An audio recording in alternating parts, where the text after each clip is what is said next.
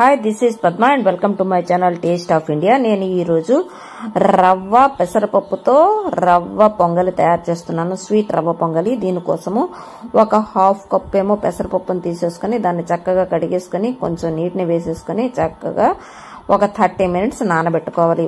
తర్వాతని ఒక మందపాటి కడాయిలో 3 to 4 స్పూన్స్ నేతిని తీసేసుకుని అందులో బన్సీ రవ్వ, బ్రోకెన్ వీట్ లేదా పెద్ద రవ్వ అంటారు కదా, దాన్ని వేసేసుకుని చక్కగా ఒక 5 minutes లో ఫ్లేమ్ లో బాగా వేయించుకోవాలి. జాగ్రత్తగా లో ఫ్లేమ్ లో మాత్రమే వేయించుకోండి.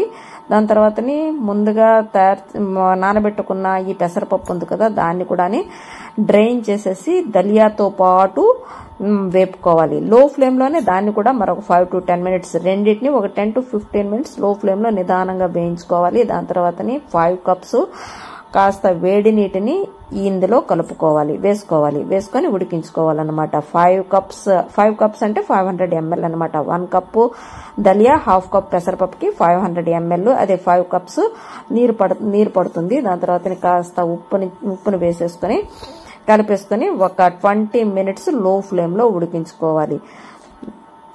తర్వాతని ఒక చిన్న డెక్చీలో ఏం చేస్తారంటే 1 కప్పు బెల్లాన్ని, హాఫ్ కప్పు షుగర్ని వేసేసుకొని హాఫ్ కప్ వాటర్ని వేసేసుకొని గ్యాస్ని వెలిగించేసుకొని లో ఫ్లేమ్ లో ఈ షుగరు ప్లస్ బెల్లం డైల్యూట్ అయిపోతే చాలు. వేరే ప్యాన్ లో ఒక 2 స్పూన్స్ గీ వేసేసుకొని 1 కప్పు గ్రేటెడ్ గాజర్ని లో ఫ్లేమ్ లో ఒక 5 minutes వేయించేసుకున్న తర్వాతని ముందుగా ఉడుకుతున్న ఈ మిశ్రమంలో ఫ్రైడ్ క్యారెట్ వేసేసుకోవాలి. ఇలా వేసుకొని చక్కగా కలుపుకోవాలి. క్యారెట్ తప్పకుండా వేసుకోండి, హెల్దీతో పాటు మంచి టేస్ట్ ను కూడా ఇస్తుంది. అంటే ఎదుగుతున్న పిల్లలకి పిజ్జా, బర్గర్స్ ఇచ్చే బదులు ఈ పొంగల్ చేసి పెట్టండి, చాలా బాగుంటుంది. తర్వాతనేమో ముందుగా తయారు చేసి పెట్టుకున్న బెల్లం పాకం ఉంది కదా, దీంట్లో వేసేసుకొని మరొక 10 minutes చక్కగా ఉడికించుకోవాలి. మరొక ప్యాన్ లోనేమో 50 grams ఘీ వేసేసుకోండి. అందులోనేమో మీకు నచ్చిన డ్రై ఫ్రూట్స్ వేసేసుకొని లో ఫ్లేమ్ లో 1 by 1 వేసుకుంటూ జాగ్రత్తగా వేపుకోండి. గోల్డెన్ బ్రౌన్ వచ్చే వరకు ఇలాగా గోల్డెన్ బ్రౌన్ వచ్చే వరకు వేపుకోండి. ఎక్కువ వేపుకోకండి, మాడిపోయే ఛాన్సెస్ ఉంటుంది. అందుకే ఇలా గోల్డెన్ బ్రౌన్ వచ్చే వరకు వేపుకున్న తర్వాతనే ఈ దలియా మిశ్రమంలో వేసేసుకొని చక్కగా కలిపేసుకోండి. చాలా చాలా యమ్మీ టేస్ట్, చాలా బాగుంటుంది. ఫ్రెండ్స్, మీరు వీడియోస్ అయితే చూస్తున్నారు కానీ సబ్స్క్రైబ్ చేసుకోవట్లేదు, so please subscribe my channel. ఇగో ఇలా వేసుకున్న తర్వాతని ఈ మిశ్రమాన్ని చక్కగా కలుపుకోండి.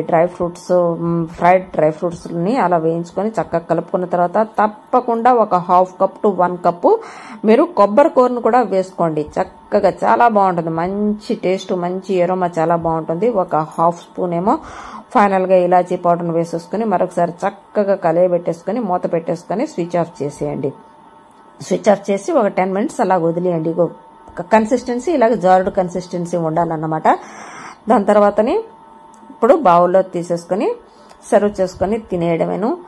అందరికీ ఇది చాలా హెల్దీ అనమాట. ఒక్క డయాబెటిక్స్ వదిలేస్తే మిగతా అందరూ దీన్ని చక్కగా హ్యాపీగా ఎంజాయ్ చేయొచ్చు. డయాబెటిక్స్ కూడా అప్పుడప్పుడు కాస్త కొంచెం తీపి తగ్గించేసుకొని ఇలాగా ఒక్క పూట తిన్నా పెద్ద ప్రాబ్లం ఏమీ లేదు, చూసుకొని తినండి.